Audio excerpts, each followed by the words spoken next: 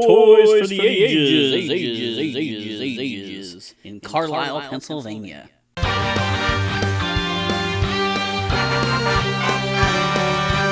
Welcome to Pegwarmers. I'm Kevin, and I'm here to talk about toys. Today, I am talking about my recent visit to Toys for the Ages in Carlisle and my haul. I've been attending the show in Carlisle for several years now, and I really do always enjoy it. It's a little further into the middle of Pennsylvania, a little further from New Jersey. A lot of the shows I attend are near Philadelphia or in New Jersey. So by this being more towards central PA, I'm getting a little bit more of a variety of vendors, seeing some people I don't usually see, and that adds sort of the spice of life to the show. So Toys for the Ages is always held at the Carlisle Expo Center. It's a decent space. Bigger than a hotel ballroom or a fire department hall. Not as big as a large convention center, but, a decent size for a typical toy show. This show does usually have, one guest. There's a dinosaur YouTuber that is always there set up. They sometimes have some raffles and things like that, but it's not a true con by my definition of a convention. It is a toy show or an expo or whatever you want to call it, but it works well for what it is. The show's inexpensive to get in. I believe it's $5 for regular buying, $10 for early buyer. So, it's one of those shows I go in with low expectations and then usually walk out really happy. On Saturday, they had a Jurassic Park Explorer in the parking lot. I believe Sunday they were going to have a Ninja Turtle race car. I don't know much about that, but it sounds like another interesting little thing, a little tidbit to, enhance your experience. Going down the first aisle, which is always kind of the hottest aisle. There's windows along that side of the expo center, and that side of the room heats up. But I always go down that aisle first. Ran into Chris Stultz from Muppet Stuff. We did talk later on, but I didn't film anything with him.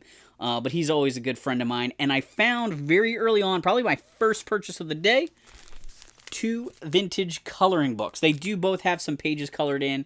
One is a GI Joe, the Solaris Project coloring book. And the other one is a Masters of the Universe coloring book. And recently, comic artist Jim Ballant shared some artwork from this G.I. Joe coloring book that he did. And that was kind of neat to see that, because these early coloring books are never really credited, so you don't know who drew the artwork in these things, and I just find that kind of stuff interesting. As I went around the bend, there was a vendor who had a decent selection of Captain Power figures. I don't know if you guys know Captain Power. It's the toy that you could shoot at your TV with the spaceships that were flashing targets on the screen. It didn't last real long, but was kind of revolutionary. And I think the toys are really cool. I have some of the action figures. I had the one ship at one point with none of its parts, but I did sell that when I moved. But along with most of the other characters, there was a Corporal Pilot Chase figure there, who always reminds me of Glenda from the international release G.I. Joe figures with the silver and the blue. And she was $20. Her card is not real straight, but I figured even if I wanted to open her and have her with her accessory, that was a great price. And looking at her accessory, I think I knew someone that had that as a kid. Maybe one of my friends, and we didn't know what it went to. I think we just thought it was a Star Wars gun. But anyway, it's pretty cool to get her. I should have bought more. They had quite a few figures, and I thought about it, and it was going to be kind of like my end-of-the-day purchase if I had money left over, and when I went back, someone else had the right idea, and they were all gone. That vendor also had Bulletproof from Cops and Crooks on a pretty if card, so for his price and the card condition, I didn't really think he was worth getting. I'll buy an inexpensive figure on a bad card, but if I'm really paying a decent price, then I would like to have a nice card, right? He also had a flashlight from G.I. Joe, like a little green cylindrical flashlight on a card back that featured Beachhead. The bubble was ripped off. I would love to have this in my collection someday because it features Beachhead's card art on it. And it wasn't outrageously expensive or anything, but I just want one that's sealed if I'm going to have it. So I passed on that. Lots of other cool stuff around the show. I saw Ray Dean from Shogun Warriors, as well as the Godzilla from that line.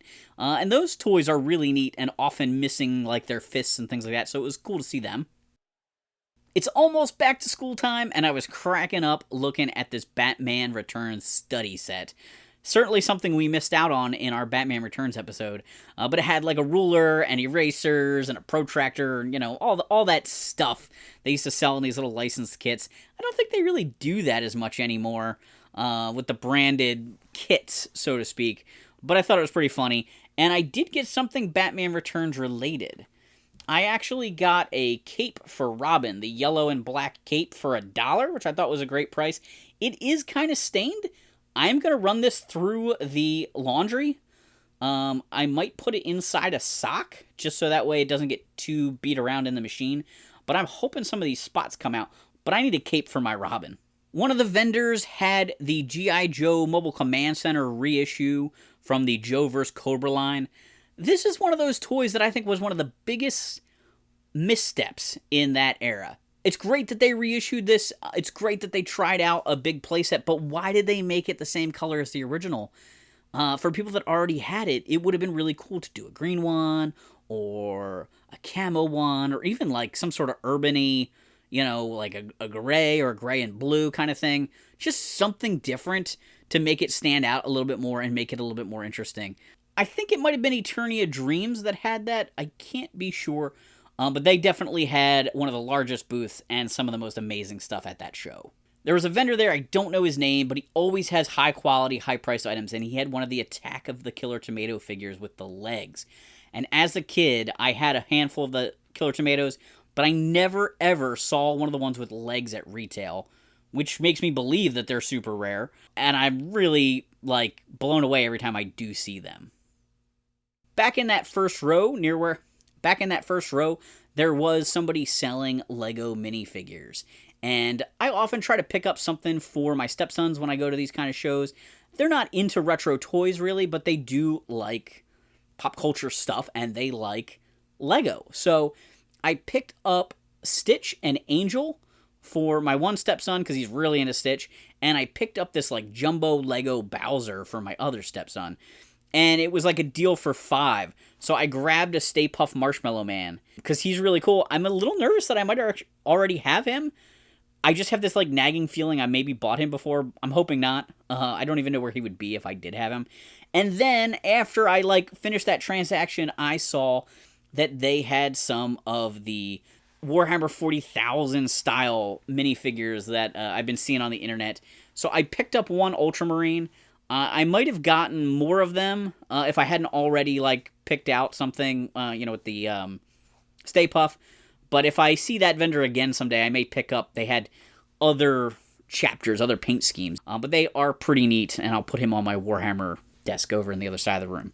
Again, another vendor that I've seen multiple times, always has high-end stuff. He had some really funky Batman rack toys. These are those cheap toys that sell at the grocery store that just get sticker slaps on them, and he had several Batman ones, including a Batman one I had as a kid. The Pop Top Target set was a gun that shot little corks, hollow plastic bullets at cardboard targets of the Penguin and the Joker.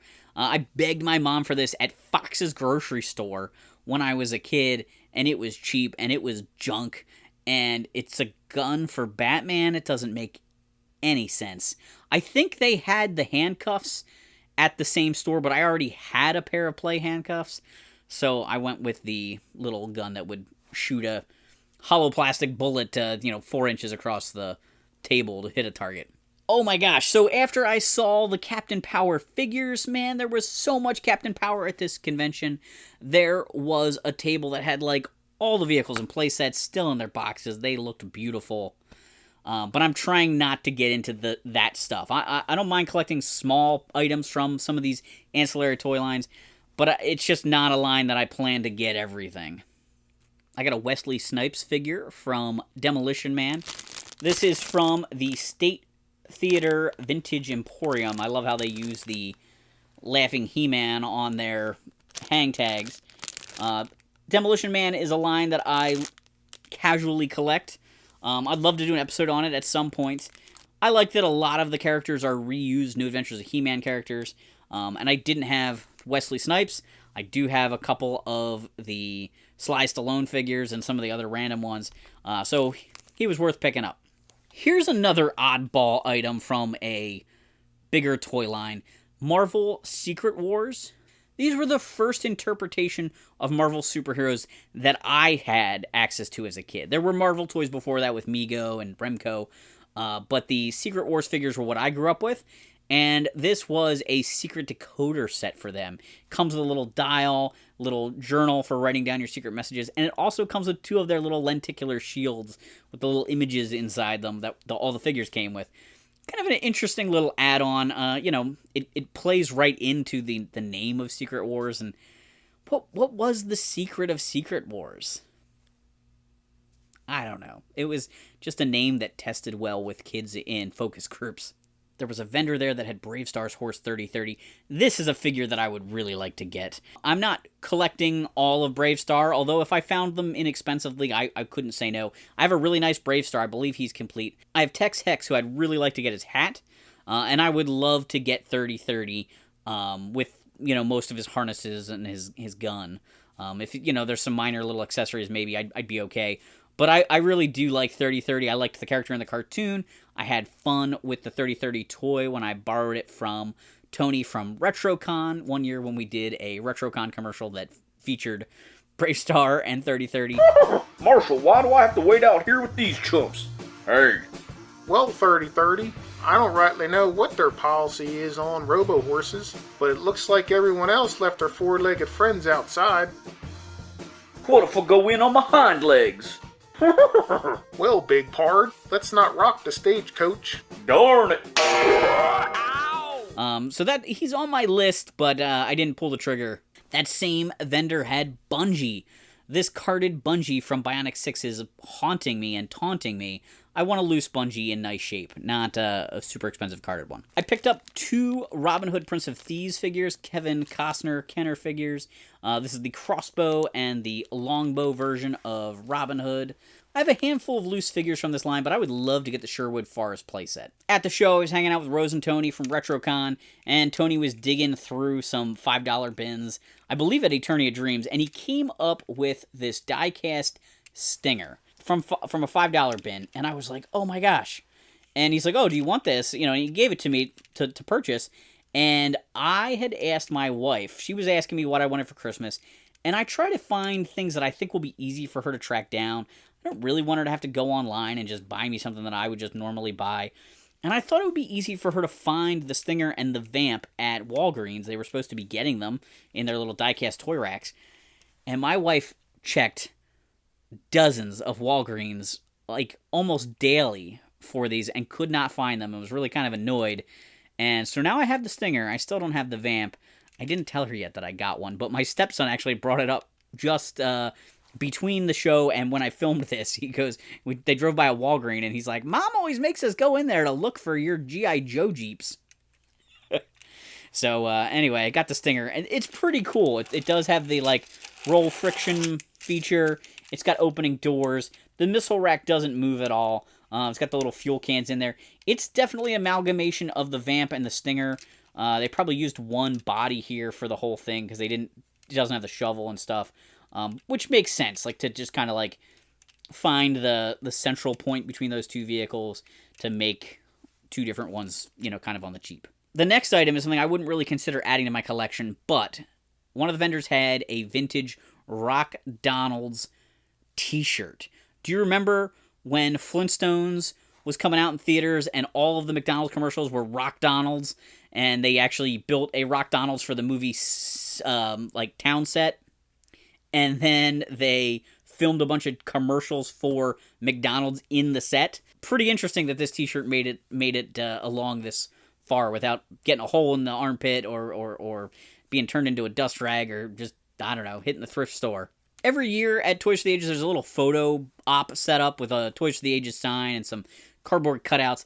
They had 2 cool Toys R Us signs with Baby G and Junior. I think those were new this year. They have a Bravestarr one and a Ninja Turtle one and some other stuff that's been there in the past. I picked up Connie from the Coneheads. This is a pretty small toy line that we've been talking about doing an episode for at some point because Ryan, who is in the episodes with myself and Tony at the video store, has a good chunk of this line. Connie being one of the 2 figures he's missing. So I picked this one up so that way we are a little bit closer to having a complete set so we could, really feature the line. The Eternia Dreams booth, which I've mentioned already, always super impressive. They've got Eternia set up there. They've got some artwork. They have amazing stuff in their display case, like Dino Hunters and all kinds of crazy stuff. Really, they had a great selection of stuff there. They have been to a lot of shows. I know they're in a lot of other YouTubers' videos at conventions, and they're doing kind of their own video series and stuff. But they're a pretty impressive vendor. The vendor that I bought the Robin cape off of had a huge selection of crash test dummies by Tycho early in the morning, and when I went back around at the end of the day, almost all of them were sold. I've probably seen this Monsters in My Pocket board game before. It's really cool. I'm always tempted, but it's just too expensive for my taste. I bought a real Ghostbusters Proton pack. I think this might be Winston's. I'm often unsure about which color go to each guy. I have a baggie of unbroken ones, and I need to go through it and see if I finally have one for each of them. At one point, I was really trying to get a proton pack for all of them, and then even if it was broken, some extra ones, because I was thinking about just gluing the neutrino wands on the backpacks without the streams to make some of the other wacky versions of the Ghostbusters feel more complete on display. Because I don't really care about having the wacky accessories on display, but a proton pack is kind of nice. And since they used those standard molds a bunch of times in between the fright features and all the other stuff, it would be cool to have some extra backpacks. So I've been buying broken ones and complete ones. Also picked up a Swift Wind wing. I don't actually need this. She-Ra, Princess of Power, my Swift Wind is complete, but it's a decent part, and I just figured I'd grab it just in case. It was just one of those, I hate to leave that behind kind of things. There was a Batman Returns Play-Doh set there, and I looked at this, and I remember having a couple Play-Doh sets as a kid, and I was always impressed by the professionally made Play-Doh mold things that were often multicolored. This one takes the cake. Check this out. The Penguin has pinstripes. There is no way they did this out of Play-Doh. Did they paint the Play-Doh? Did they air bake clay mold these and paint them? I want to know the secret. Another cool item I bought off of the same vendor I bought the Swift Wind wing was a GI Joe backpack. It's camouflage. It's got the GI Joe logo. Down at the bottom, it's got recoil and countdown and snake eyes. I have some other backpacks and hats from this era that use some of the same artwork and the same camouflage. I didn't really look for a tag on it to see who made it, but this licensor made a lot of, kids stuff in this era. Probably the most beautiful and pristine thing I saw at the whole show, again, one of these things that's just out of my price range, I would love to have it, was the LJN-style Sergeant Slaughter figure. This big rubber wrestler is actually released by Hasbro through mail away with GI Joe, but it was totally in the style of the LJN figures, and this one had, no paint rub on it. It looked beautiful. I had a great time at the show. I was actually a little surprised I didn't run into quite as many of my friends as I usually do. Did have a great time hanging out with Rose and Tony, and a couple of their friends went out to dinner with all of us at the end of the show. I also had a couple people come up and say hi, casual viewers. That was awesome. I am so bad at asking people their names. It always kind of surprises me. It's out of the blue. I'm in the zone looking at toys or talking to Tony, and then somebody is talking to me who I don't necessarily know them, but they know me, and it throws me. I'm not good at it, but I appreciate people saying hi. So if you talk to me at the show, I'm sorry I didn't ask you what your name is. I need to get better at that. I need to get in the habit, because I do often try to ask people what their name is and what their favorite episode is, or which type of episodes they like, because it's good feedback for me, and I want to interact with you guys. That's why I love it when I get comments in the videos. The supporters on Patreon, we just did a live stream where some of those guys got to be on with me, and we talked about toys and stuff, and that is always awesome. Tony and Rose and the couple that we had dinner with were going to the flea market the next day to set up and sell, and while they were there, Tony sent me a picture of a GI Joe calendar, which he picked up and then sold to me.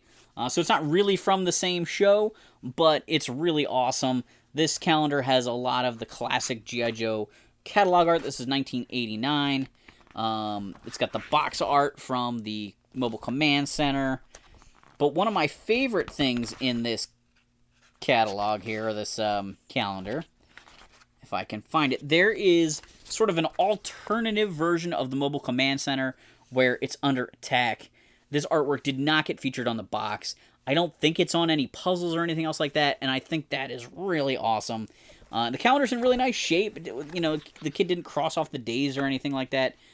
So I really appreciate Tony picking this up for me, or, you know, picking it up for himself, but then deciding to sell it to me. This is super cool. As for something new to the collection, I bought the Super 7 San Diego Comic-Con exclusive Cobra Mortal figure.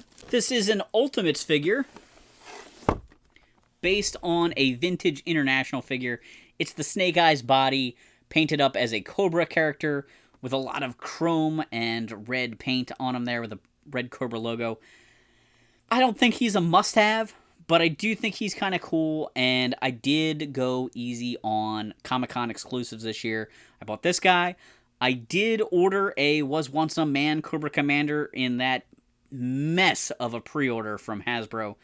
I really also wanted to get Tiamat from Super 7, the Dungeons & Dragons Dragon vinyl toy, but I just couldn't pull the trigger on a $300 toy. I just gotta stop expanding the collection with those super high price things at this point. Until I get this space set up the way I want and I really know what I can display, I shouldn't just keep buying massive amounts of jumbo things. So I settled for this figure and a Hasbro figure. In the comments down below, let me know what your favorite thing was I picked up. Is there anything in the footage that I am a knucklehead for skipping over and leaving there? Do me a favor, hit the like button, leave a comment down below, consider joining us on Patreon if you want to support the channel further, and thanks for hanging on the peg with me.